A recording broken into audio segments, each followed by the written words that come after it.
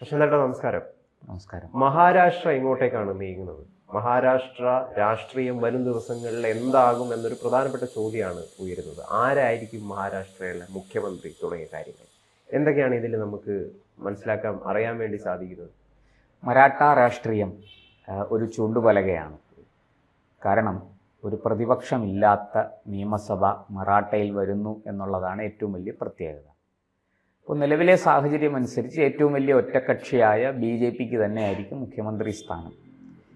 BJP ഏതാണ്ട് കേവല ഭൂരിപക്ഷത്തിനോടടുത്തോട്ട് ഒരു മുന്നണിയായിട്ട് മത്സരിച്ചിട്ട് പോലും ഒരു കേവല ഭൂരിപക്ഷത്തിനടുത്ത് സീറ്റുകൾ നേടിയിരിക്കുകയാണ്. 133 സീറ്റുകൾ ഉണ്ട് അവർക്ക്.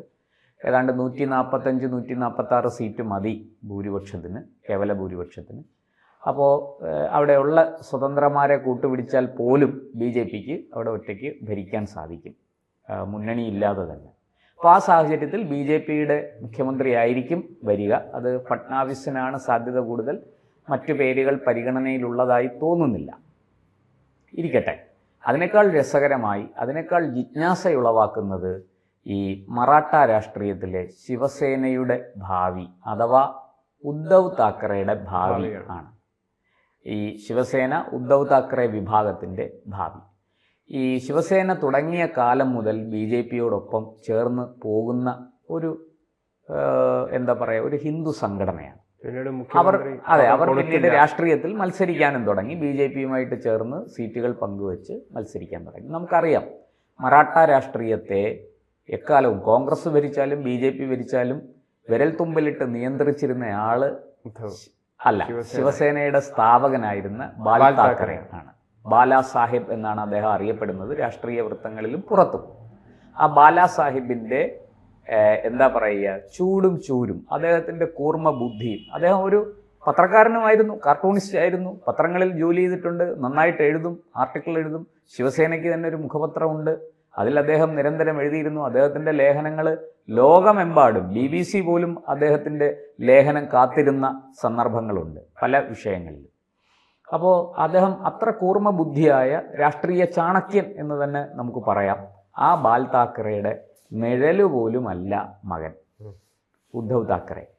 ഈ ഉദ്ധവ് താക്കറേക്ക് അച്ഛൻ വെട്ടിത്തെളിച്ച മാർഗത്തിലൂടെ സഞ്ചരിക്കാനായി എന്നല്ലാതെ അദ്ദേഹത്തിന് അവിടെ എന്തെങ്കിലും ഒരു സംഭാവന ശിവസേനയ്ക്ക് വേണ്ടി ചെയ്യാൻ സാധിച്ചിട്ടില്ല. അദ്ദേഹത്തിനും സാധിച്ചിട്ടില്ല, അദ്ദേഹത്തിൻ്റെ ഭാര്യയ്ക്കും സാധിച്ചിട്ടില്ല, അദ്ദേഹത്തിൻ്റെ മകൻ ആദിത്യ താക്കറേക്കും സാധിച്ചിട്ടില്ല. ഇവർ ഒരു കുടുംബ കോക്കസാണ്. ഈ അച്ഛൻ ഉദ്ധവ് താക്കറെ, ഭാര്യ, മകൻ, ഇവരൊരു ഉപജാപക സംഘത്തിൻ്റെ പിടിയിലാണ്. ആ കുടുംബവുമായി ബന്ധപ്പെട്ട് നിൽക്കുന്ന കുറച്ച് ആൾക്കാരുടെ കയ്യിലാണ്. അവരുടെ ഉപദേശമാണ് ഈ ഉദ്ധവ് താക്കറയെ ഈ ഗതിയിലേക്ക് എത്തിച്ചത്. അതിരിക്കട്ടെ, അതിനേക്കാളും നമുക്ക് പ്രസക്തമായ മറ്റൊരു കാര്യം അതിനകത്തുണ്ട്. ഈ ബാൽ താക്കറയുടെ, ബാലാ സാഹിബിൻ്റെ മകൻ ആണല്ലോ അദ്ദേഹം മരിച്ചപ്പോൾ ശിവസേനയുടെ തലപ്പത്തേക്ക് വന്നു. അന്ന് ശിവസേനയ്ക്കുള്ളിൽ വലിയൊരു ചർച്ചയുണ്ടായിരുന്നു. ഈ ബാലാ സാഹിബിനോട് രൂപസാദൃശ്യമുള്ള അദ്ദേഹത്തിൻ്റെ സഹോദരൻ്റെ മകൻ രാജ് താക്കറെ എന്നാണ് അയാളുടെ പേര്. ഈ രാജ് താക്കറെ ആയിരുന്നു വാസ്തവത്തിൽ ശിവസേനയുടെ തലപ്പത്തേക്ക് വരേണ്ടിയിരുന്നത്. ആ രാജ് താക്കറയെ വെട്ടിയിട്ടാണ് പുത്രസ്നേഹം കൊണ്ട്, ധൃതരാഷ്ട്രരെ പോലെ തന്നെ അന്ധമായ പുത്രസ്നേഹം ബാലാ സാഹിബിനും ഉണ്ടായിരുന്നു. ബാൽ താക്കറെജി മകനെ മുന്നോട്ട് കൊണ്ടുവന്നു. ശിവസേനയുടെ തലപ്പത്ത് മകൻ വരും എന്നുള്ള ഒരു സാഹചര്യം അദ്ദേഹം സൃഷ്ടിച്ചു, രൂപപ്പെടുത്തി. അദ്ദേഹത്തിൻ്റെ കാലശേഷം നമുക്കറിയാം, വലിയ ജനാവലിയാണ് അദ്ദേഹത്തിൻ്റെ അന്ത്യകർമ്മങ്ങളിൽ പങ്കെടുക്കാനും ആദരാഞ്ജലി അർപ്പിക്കാനും ഒക്കെയായിട്ട് എത്തിയത്. മുംബൈ നഗരം സ്തംഭിച്ചു പോയി. മഹാരാഷ്ട്ര മുഴുവനും മുംബൈയിലേക്ക് ഒഴുകുകയായിരുന്നു. മാധോശ്രീ എന്ന അദ്ദേഹത്തിൻ്റെ വീട്ടിലേക്കും അന്ത്യകർമ്മങ്ങൾ നടക്കുന്ന ശ്മശാനത്തിലുമൊക്കെ ജനസഹസ്രങ്ങൾ ഇങ്ങനെ ഒഴുകിയെത്തുകയായിരുന്നു.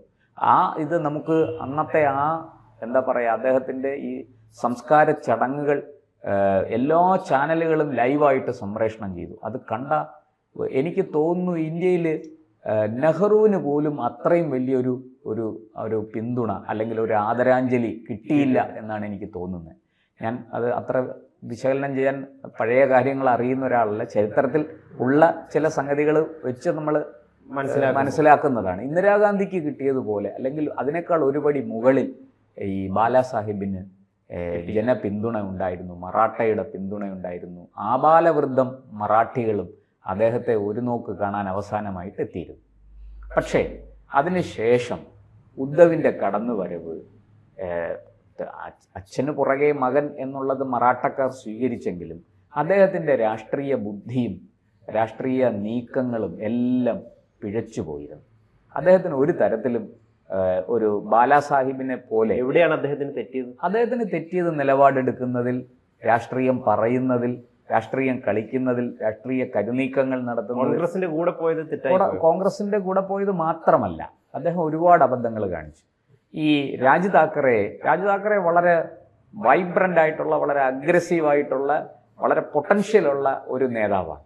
പക്ഷെ ആ രാജ് താക്കറെയെ കൂടെ നിർത്താൻ ഉദ്ധവ് ഒരിക്കലും മനസ്സ് കാണിച്ചില്ല. രാജ് താക്കറെ എനിക്കൊരു വെല്ലുവിളിയാണ്, രാജ് താക്കറെ വളർന്നാൽ അത് എനിക്ക് അപകടമാണ്, എൻ്റെ കുടുംബത്തിന് അപകടമാണ്, നാളെ എൻ്റെ മകനും അത് അപകടം ചെയ്യും എന്നൊരു തോന്നൽ ഇദ്ദേഹത്തിനുണ്ടായിരുന്നു. അങ്ങനെയാണ് അദ്ദേഹം ഈ രാജ് താക്കറയെ ഒഴിവാക്കുന്നത്. രാജ് താക്കറെ ഇവരുമായിട്ട് പിണങ്ങിപ്പോയി. മഹാരാഷ്ട്ര നവനിർമ്മാൺ സേന എന്ന് പറയുന്ന ഒരു സംഘടന രൂപീകരിച്ചു. അത് കുറേ കാലം കഴിഞ്ഞ് അദ്ദേഹം തിരിച്ച് ഇങ്ങോട്ടേക്ക് വന്നു. അദ്ദേഹത്തിനും ഒരു ഗതി ഉണ്ടായില്ല. പക്ഷെ അദ്ദേഹം വളരെ ബുദ്ധിമാനും വളരെ അഗ്രസീവും വളരെ പൊട്ടൻഷ്യലുള്ള നല്ലൊരു നേതാവാണ്. ഇവർ ഒരുമിച്ച് നിന്നിരുന്നെങ്കിൽ ഒരു പക്ഷേ ശിവസേനയ്ക്ക്, ഈ ഉദ്ധവ് താക്കറേക്ക് ഇന്ന് ഈ ഗതി വരില്ലായിരുന്നു. ഇപ്പോൾ അദ്ദേഹം പടയിലും തോറ്റ്, പന്തിയിലും തോറ്റ്, എങ്ങുമെങ്ങും ഇല്ലാത്തൊരവസ്ഥയിലാണ്.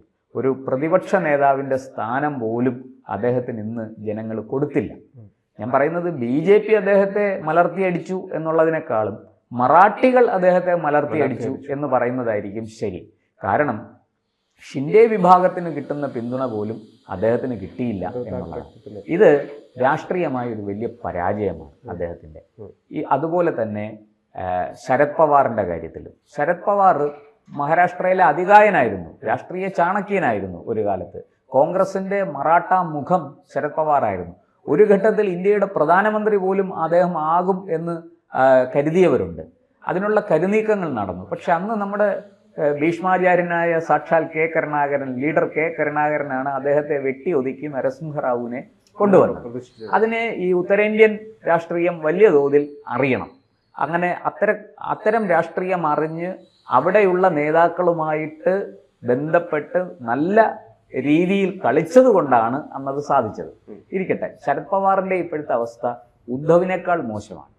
ശരത് പവാർ വിഭാഗത്തിന് ഒരു തരത്തിലും അവിടെ മുന്നേറാൻ പറ്റിയില്ല. 2 അക്കം കടന്നു എന്ന് മാത്രമേ ഉള്ളൂ രണ്ടുപേരും. കോൺഗ്രസ് പിന്നെ പണ്ടേ ദുർബലയാണ്.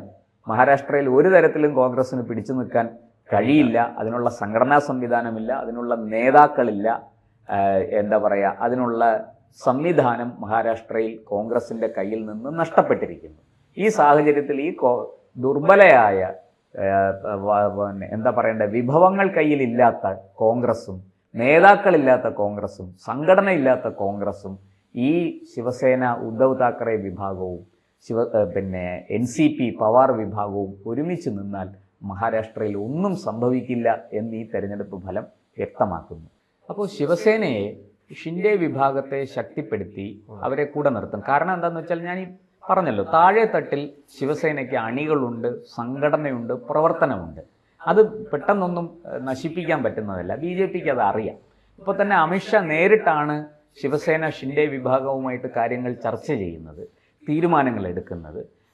അവർക്കും BJPയെ പോലെ ഇപ്പോൾ കേന്ദ്രം ഭരിക്കുന്ന മഹാരാഷ്ട്രയിലും ഇത്രയും ശക്തിയുള്ള ഒരു വിഭാഗവുമായിട്ട് കൂടി നിൽക്കുന്നത് തന്നെയാണ്, ചേർന്ന് നിൽക്കുന്നത് തന്നെയാണ് അവർക്കും താല്പര്യം. എന്നാൽ രണ്ടുപേരുടെയും ആശയ സംഹിത ഒന്നാണ്, രണ്ടുപേരുടെയും ലക്ഷ്യം ഒന്നാണ്, രണ്ടുപേരുടെയും പ്രവർത്തന പദ്ധതികൾ ഒന്നാണ്.